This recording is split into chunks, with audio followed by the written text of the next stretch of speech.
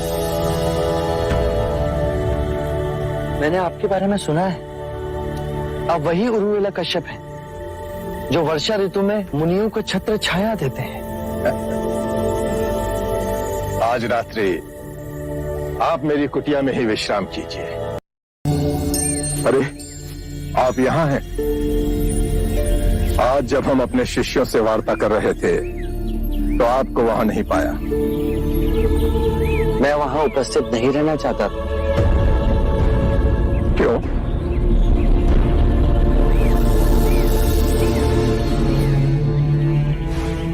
आप अपने शिष्यों को संबोधित कर रहे थे। यदि स्वाभाविक कोई प्रश्न मेरे मन में जागता तो आपके शिष्यों के सामने उसे पूछना आपको दुविधा में डाल सकता था। परंतु यहाँ तो एकांत है। अब हम वार्ता कर सकते हैं। कृपा करें, आप दुख के संबंध में कुछ कह रहे थे। क्या आप ये मानते हैं कि दुख सत्य है? क्या आप ये भी मानते हैं कि दुख के कारण भी है? हाँ। यदि कारण है तो दुख तो रहेगा,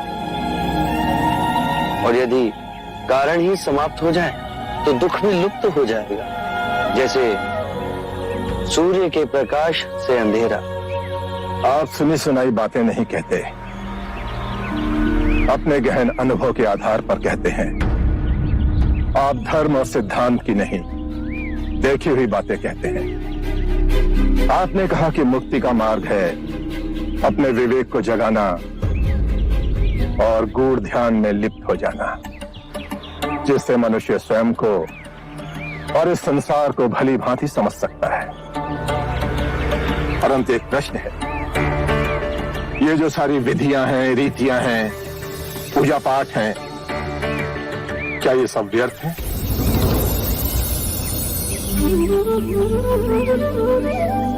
यदि कोई व्यक्ति